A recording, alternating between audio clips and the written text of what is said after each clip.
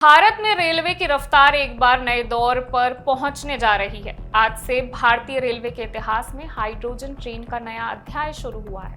हरियाणा के जींद से इस अत्याधुनिक ट्रेन का संचालन शुरू हुआ, जिसे प्रधानमंत्री नरेंद्र मोदी ने हरी झंडी दिखाई। लेकिन सवाल ये है कि आखिर ये ट्रेन इतनी खास क्यों है? क्या ये बिना डीजल और बिना पारंपरिक बिजली लाइन के चल पाएगी? आपको बता दें कि बिना ओवरहेड इलेक्ट्रिक लाइन से बिजली लिए ये ट्रेन खुद ऑन बोर्ड बिजली तैयार करती है। इतना ही नहीं, इसमें ऐसा सुरक्षा सिस्टम है जो खतरे को पहले ही भांप सकता है। भारतीय रेलवे लगातार अपनी ऊर्जा जरूरतों को बदलने की दिशा में काम कर रहा है। इसी कड़ी में देश में पहली बार हाइड्रोजन फ्यूल सेल तकनीक पर आधारित यात्री ट्रेन शुरू की गई है।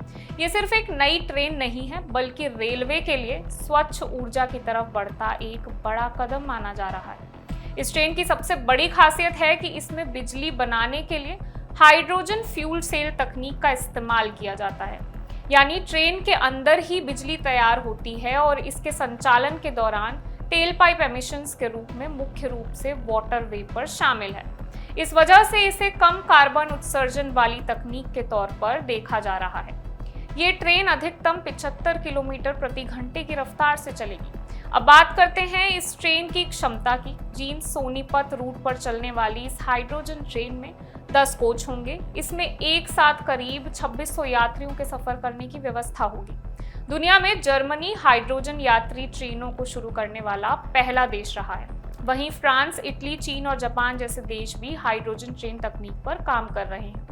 लेकिन भारत की ये ट्रेन अपनी क्षमता के लिहाज से काफी बड़ी परियोजना मानी जा रही है। अब बात करते हैं सुरक्षा की। हाइड्रोजन जैसी गैस के इस्तेमाल को लेकर सुरक्षा सबसे अहम पहलू होता है। इस ट्रेन में कई आधुनिक सुरक्षा इंतजाम किए गए। इसमें हाइड्रोजन रिसाव का रियल टाइम निगरानी की जाएगी।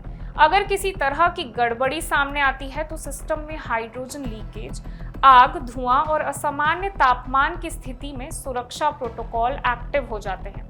इस ट्रेन के लिए हरियाणा के जींद में करीब 3000 किलोग्राम क्षमता वाला हाइड्रोजन रिफ्यूलिंग स्टेशन भी तैयार किया गया।